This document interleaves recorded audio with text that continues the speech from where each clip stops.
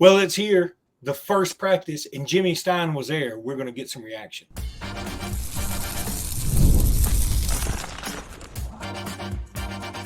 You are Locked On Bama, your daily podcast on the Alabama Crimson Tide. Part of the Locked On Podcast Network, your team every day. Hey, everybody, and welcome back into Locked On Bama, AHSA's radio network. Luke Robinson, that's me, and Bama Online's Jimmy Stein, that's him. Thank you, everydayers, for making us your first and every second, third listen, all that stuff. And thank you, newbies, for joining in. And this episode is brought to you by Gametime. I'll tell you about Gametime in a bit. But right now, I want to talk about practice. We're talking about practice, Jimmy. Practice. And you were there. It's wonderful. What a scene, man.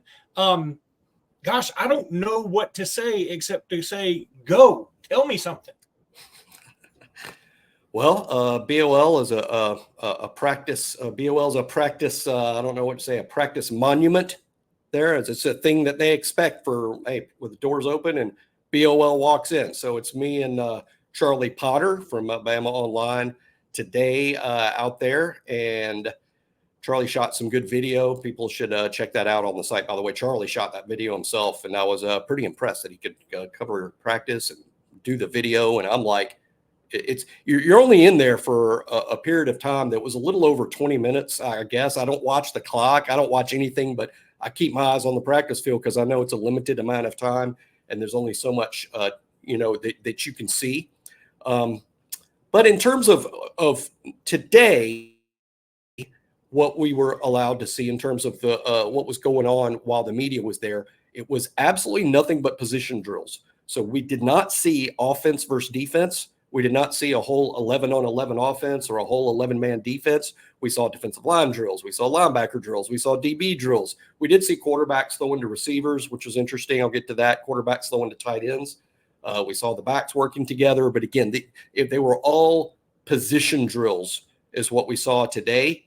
And we got a good look at some of those. But for people like, okay, well, what was the first team this or the first team that? It's kind of hard to piece together from drills at times. Now, the offensive line lined up as units, and it was kind of what you would expect. It was the same as the spring, really. It was Pritchett at left tackle, Formby at right tackle, Brailsford at center, Jaden Roberts and Tyler Booker at the guard spots. That was the first team. For those asking about Caden Proctor, he was with the twos at left tackle, but I think that's just a matter of, hey, he wasn't here in the spring. He wasn't working with the other guy. I think they feel it's a little unfair to just say, okay, well, you're back, so you're back as a starter. I think they're going to make him earn it just a little bit, but I think we also know what's going to happen there at left tackle. But today it was Pritchett at left tackle and Formby at right tackle, Roberts and Booker at the guards and Brailsford at center. One interesting note, though, with the twos, I thought probably you'd see Gino Vandermark as the second center. Instead, he was at guard. The second center today was actually Rock Montgomery. During what I watched, it was Rock, Olas Alinen, I guess you'd say Olas Alinen, and Gino Vandermark were the second team guards. Rock Montgomery, second team center. The second team tackles were Caden Proctor, left tackle, and Miles McVay at right tackle. But again, that was about the only unit that lined up anyway. For instance, here's a good example. Wide receivers running routes with quarterbacks, they stood in a single line at one point, and heading the line was Jaron Hamilton. And I noticed a lot of people have seen the video on BOL comment about, wow, Jaron Hamilton's a one. Well, that's going too far. It's just one guy lined up in a drill. It's not like they had starters and then second team. Yeah, they may have raced over there to get in line. You know what I mean? Yeah, exactly. I think people can make too much of that. But when I say that, probably one thing we didn't acknowledge enough was the fact that Jaron Hamilton did play snaps with the ones even in the spring. So he's clearly a part of the plans or in the picture. But why don't you fire questions and I'll answer them. You ask me what you think the people want to know, and I'll answer it best I can, keeping in mind, not full pads, no 11-on-11, just position drills.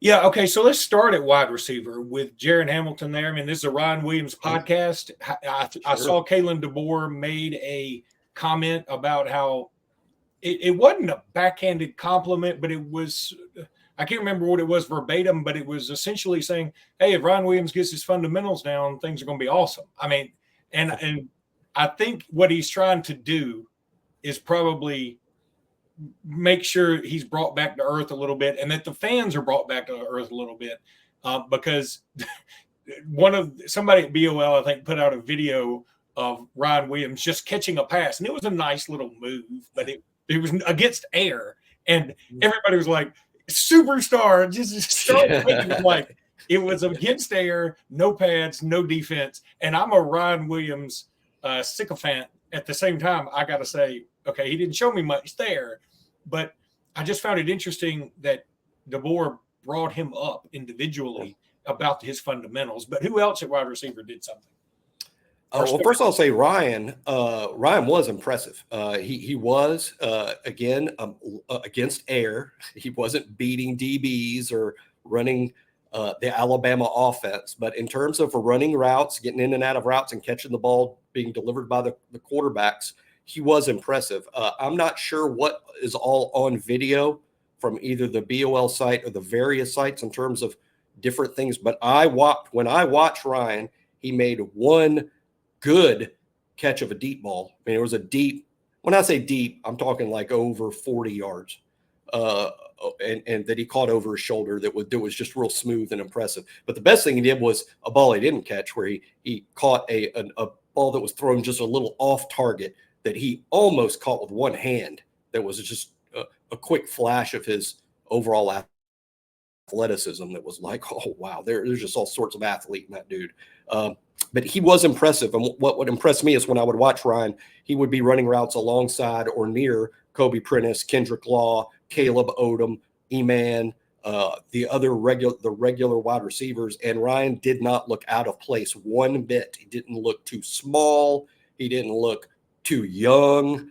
He just looked like, here's another athlete in that crew. And he took a back seat to no one athletically today. I thought he was impressive, even if you didn't know that he should have been at Saraland High School today practicing with his 12th grade teammates. That's where he should have been age-wise, but you wouldn't have known it watching him practice today. Very impressive, but again, we did not see him go up against, for instance, an Alabama defensive back. It was just really air, and the quarterbacks did a good job delivering the ball as a receiver today. Of course, there's no pressure, but they threw it well. How about Caleb Odom? Boy, tall, man. He looks different. I mean, he's a guy you don't have to know his number's 18, but you don't need to know his number when you look at that wide receiver group. He's the only guy built like that. And again, very smooth.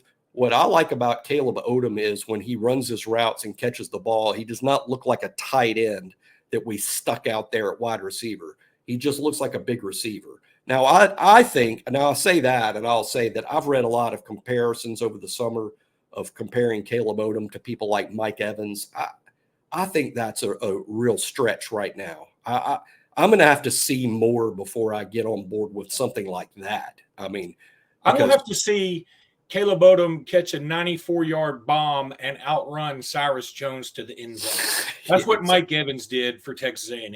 Exactly. And Cyrus Jones was fast and one of the best punt returners in Alabama history, and a great cornerback when he ended his career.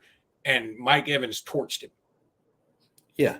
I think, and I mean it as this is a compliment, but I think if you want to know what Caleb Odom looks like playing wide receiver, I would say, do you remember Amari Knobloch 2 years ago as a true freshman?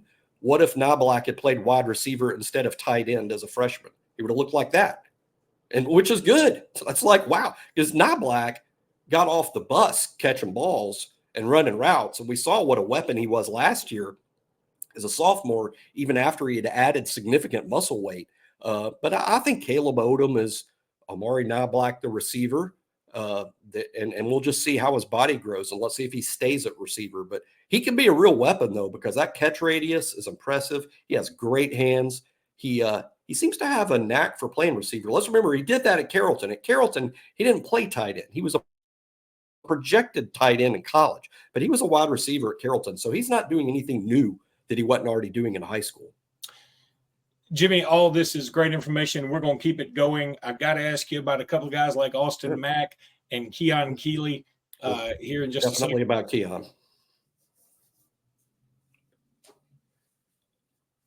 But I got to tell everybody about Game Time. This is, again, I don't tell lies here on this podcast ever.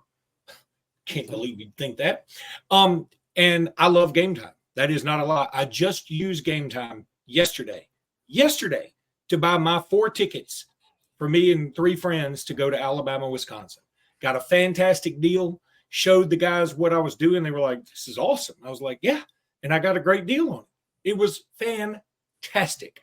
And by the way, I coupled it with Ibotta. So it worked for me two ways. Just absolutely awesome. Ibotta, another sponsor that we'll talk about. But Game Time, you want to go check them out. I've used them for World Series, Major League Baseball, regular season games, college baseball, college basketball, NBA, pro football, pro basketball, everything, college football, everything. Used it for everything. And I love it. It's my go-to app for tickets, and it should be yours. You need to go check it out. Use code LOCKEDONCollege for $20 off your first purchase. Terms do apply, but go check out Game Time. Get that app. Use code LOCKEDONCollege for $20 off that first purchase. Or just DM me, and I'll tell you how awesome it is. You can do it either way you want to. Either way, you're going to get the same reaction. Then there's Factor. Look, Factor, I'm going to tell you something. I'm about to jump in the Factor boat. I'm telling you, I've been thinking about it.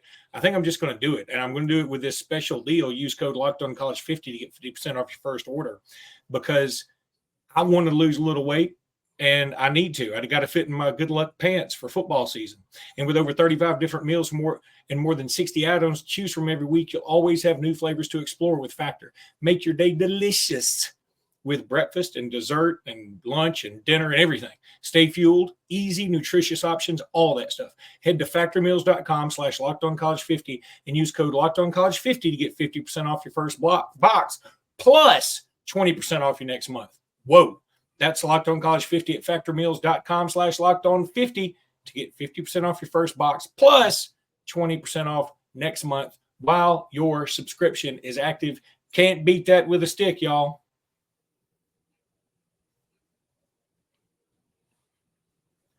Okay, so you were excited to talk about him, Keon Key. I mean, this is somebody everybody loved last year. Didn't make a splash, but you think that's going to change this season? Well, I think it could change. I think I think my number one takeaway, and on the one hand, it's exciting. On the other hand, it doesn't mean a thing. Physically, Keon Key is just a different kid. I mean, he was what amounts to the first player I saw when I walked out of the doors of the indoor into the outdoor, and immediately was upon the defensive line group, and there was Keon, and I was just like, wow, he is. I don't want to be the carnival guy that guesses heights and weights because it's really tough, especially when they're in pads. But he is clearly bigger than he was even this spring. He has added significant size since March and April. And I'll say this, he might be bigger, but he is certainly as big as Jordan Renaud, and Jordan was a pretty big bandit-sized dude to begin with. So I don't know. I would be stunned if he's not well north of 260. I mean, he's a big kid. And when you look at Keon and his old mates, most where he played last year with the outside linebackers, and you look back at that group and see Robinson and Coote and Quay Rousseau and Jan Pierre, Keon is significantly bigger than those guys. I mean, it's clear moving him to Bandit was absolutely the right move because he looks a lot more like Jamarian Latham than he looks like Jan Pierre. I mean, he's just a big old hulking dude. And boy, he carries it well. And when he gets in his stance and fires off the ball, you're just looking at pure athlete. I mean, I'm very excited about Keon Key's future. I'll just say that, he does have Latham ahead of him. LT Overton's ahead of him. Jordan Renaud is probably ahead of him. So I'm not sure how much we're going to see Keeley. But if the goal for us is to say, hey, Keon, we need to get you bigger and get you in this bandit spot because your long-term future's in this new spot, but you're going to have to add on some weight. He is doing it. He is not shy about doing it. By the way, I saw somebody made mention. I never saw him in any of the video. Right. Yeah, that's a great point. I'm not sitting there. I can't take, we're only there for a certain amount of time. And if you just start writing down stuff, you're going to miss, you don't even want to look down at your sheet of paper. You're going to miss the few minutes you have to look at the field. I do not recall seeing LT Overton, but that does not mean he wasn't there. It didn't stick out to me that I didn't see him, but nor do I recall specifically seeing him. So I'm not, my answer to that is I'm not sure. I didn't see him, but that doesn't mean he's not there. Keep in mind, I think there are 14 defensive linemen on scholarship. And I don't sit there and count roll and say, okay, he's here, click, he's here, check, he's here, check. I don't have time for all that. So, but no, if asked specifically, I don't recall seeing LT Overton today, but he was very probably out there. And we're only seeing a couple periods. He could have been doing something else with another group. Like, for instance, one drill I saw today, the linebackers and DBs working together. I mean, and in one group, being coached by one coach, linebackers and DBs working on a pass thing all together as a group. And it shows how they move around. There's not a lot of standing around. He could have been getting taped up. I mean, I don't know, but I have no reason to believe he wasn't out there, but I didn't see him. Okay. I know a lot of people probably want to talk about Milroe and Simpson, and we're going to be doing that all through the fall. Mm-hmm. But I found it interesting. I read some stuff that you put out there about Austin Mack, that his height, his size, it just sticks out.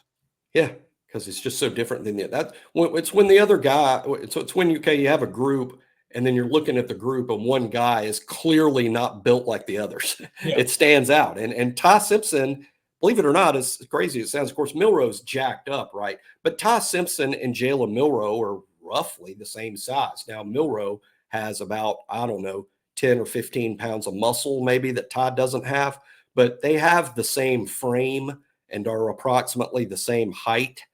And Dylan Lonergan is roughly their size as well. But Austin Mack is built completely differently, much taller, but so athletic looking. Austin Mack to me looks like a small forward wearing football pads. But then you watch him throw the ball, and it's so natural. He's not some small forward learning how to play quarterback. This dude's just a quarterback who happens to be built like Herb Jones. He's just really long, but he's got a good arm. I thought all the quarterbacks threw the ball accurately. There weren't too many balls that hit the ground. Considering 4 and 5 balls were often being thrown at one time to 4 and 5 different receivers, and a lot of balls being thrown as they get after it. There's not a lot of wasted reps out there. There weren't a lot of balls hitting the ground. I thought the quarterbacks were accurate today. Milroe, if anything, has added some arm strength. I felt I never saw him strength, like throwing it farther or throwing it faster. Throwing it where even when he's just doing a standard 20-yard throw, that is not it's not the velocity, and it's not the it's not how far he's throwing it. What jumped out to me was the ball flies out of his hand so easily. The ball just flies like a great fastball pitcher in the big leagues. Throws the ball at 80% as hard as he can, and it's still 90 miles an hour. Like, how does the ball just fly out of that dude's hand like that? That's Milroe. He's got a big arm, and I think it's bigger than ever. And it's good. I mean, he's got to be able. I think with Jalen, the issue's never arm strength. It's really accuracy. And today I thought he's pretty accurate. I mean, not everything, of course, was 100% on the money. It never is for anybody. But I would say Jalen Milroe was pretty accurate today. But I felt really all of them were Ty, Austin, and Dylan, and Cade Carruth, who's our probably top walk-on quarterback.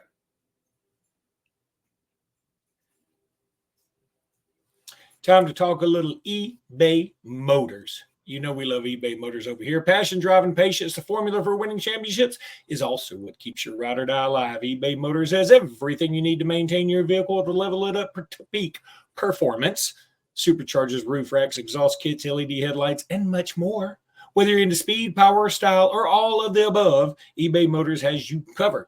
With over 122 million parts for your number one ride or die, you always find exactly what you're looking for. And with eBay Guaranteed Fit, your part is guaranteed to fit your ride every time, your money back. Because with eBay Motors, you're burning rubber, you're not burning cash. With all the parts you need at the price you want, it's easy to make your car the MVP and bring home that huge win. Keep your ride or die alive at ebaymotors.com. Eligible items only. Exclusions do apply. And eBay Guaranteed Fit is, of course, only available to U.S. customers. So we'll keep talking practice this week. That's going to be the story. But did want to talk a hint of recruiting right now. First of all, Jimmy, I put out a quick video about Barack Willis committing to Alabama from Moody. I also put the caveat out there. He's a 2027 guy. And while he is saying all the right things, 2027 is a long way from now. But December 2026 is the earliest he can sign. December 20. That's 2 years and 5 months. Is that right? God. Yeah. That is nuts, man. I mean, we don't know anything that's going to happen. We may not have a country by then, by the way, where we're going. I'm happy the kid committed to Alabama because as the boss, Tim Watts, says, quite wise, he's like, well, I'd rather have him committed than not. Yeah. I mean, if the option is, do I want him committed to Alabama or not, I'm going to say committed to Alabama is the better spot to be in. So I'm glad he did. But 2 years and 5 months, and heck, look where we're standing with 25 kids. I mean, we're not even marriages don't last on a that handful long. of those. No, I can say that. Talk about flipping. But we do like him, and he's a good player. And if you want to check out the video I put out yesterday, I mean, I talked about his stats and all that. Another interesting thing that came out today, I'll tell you the truth, Jimmy, I was planning on just talking practice all day today. Okay. But apparently Alabama offers Derek Smith's brother from Selma Southside, and I watched a little bit of his tape, and I was like, he seems pretty good. Now, I don't, he's unranked by most every service. One Rivals, I think, has him as a 3-star. But I wonder what kind of move this is. Is it A, they really like him, B, they like him but also think it'll help him with Derek Smith, C, forces Auburn to take him, or D, all of the above? And since the scholarship, there won't be really any scholarship limits, you're still only going to have about 105 dudes on your team. I wonder if they're like, hey, we can take a chance on this if it gets us this other guy. Yeah, I think all of that is right, or could be right. I watched some of the tape too. I mean, he doesn't have any Division I offers until Alabama, but he clearly has a skill set. To me, to be honest, I mean, Alabama's not going to ask my opinion. What do you think about this player? To me, he looked like a tight end. I mean, I think he's a guy, to me, that would have more of a future as an H-back tight end type than a pure wide receiver. But, it's interesting. I tie it to the 105, the new rule. I mean, we need to spend a whole show talking about that, but scholarships are going to change from 85 to 100. You'll have 85 on scholarship. Now, all of a sudden, overnight, going into the 2025 season, you'll be able to have 105 players on scholarship. And I think now, and since you've got that extra room, that extra 20 spots, maybe you can get a little more creative, when it comes to recruiting, and you can offer some brothers that maybe you didn't offer before. So Derek Smith's brother, Eric, gets an offer that maybe wouldn't have happened if you were still only staying at 85. I think that's a fair question. And we'll see, is Auburn going to offer him as well? Clearly the guy is pretty good. He did have a North Alabama offer, and I have a pretty high opinion of Brett Dearman up there at UNA. I think he's are they twins? I believe they are twins. Okay. Well, I mean, yep. Derek and Eric, and they're both class of 25. I mean, it would be odd if they weren't. Yeah, I believe they're twins, just not identical twins. Okay. I've always told this story to end this. Speaking of, people always say me and my brother look alike. Now, love my brother. He is 5.5 years younger than me, looks 10 years older than me, is what people always say. And he's probably my height plus 75, 100 pounds, something like that. He's just a big dude. I'm pretty big, but he's really big. Well, when we were in Vegas, when he was about 16 and I was 21, first time ever to Vegas, he used my license because nobody ever checked. I looked the same then like I do now. Like this is the best beard I've ever been able to grow. And so nobody ever checked my ID. So he was able to use my ID. Well, I sit down at the table with him about 3 o'clock in the morning to play blackjack. And there he is, about up $2,500 at 16, not knowing what to do. This is 1990, two money or something like that. And anyway, maybe 93, doesn't matter. The dealer, is just dealing to him and fine. Everybody checked his ID, everything's fine. Well, a guy next to him who had maybe danced an extra set, maybe had been overserved, he said, "Hey, Austin, is this your brother?" And he said, "Yeah, that's my brother." Yeah, because Austin's friends with everybody at the table now. Then the guy said, "Okay." He said, "Well, which one of y'all's older?" And I took offense to it because I was only 21 and I was too stupid to catch on for a minute. And I said, "I'm older." And he said, "Oh." And then you could tell Austin was like, "Uh-oh, I don't want to get this conversation going too much more." And the guy said, "Well, how far apart are y'all? Because y'all look almost like twins." And 4 months. Austin said, "We're 4 or 5 months apart." And I said, and everybody sort of stopped for a second. I said, "Austin, gather your stuff. Let's just go. You've had too much to drink. Let's go upstairs." Because the dealer was like, "Wait a minute. I'm familiar with the human gestation period. And that doesn't make sense." Either that or his mama had the most painful delivery of twins in the history of twin delivery. Anyway, that's going to do awesome. it for today's. That's going to do it for today's podcast. We'll be back tomorrow with more Lot of Practice reports. Until then, roll tide, everybody. Roll Tide.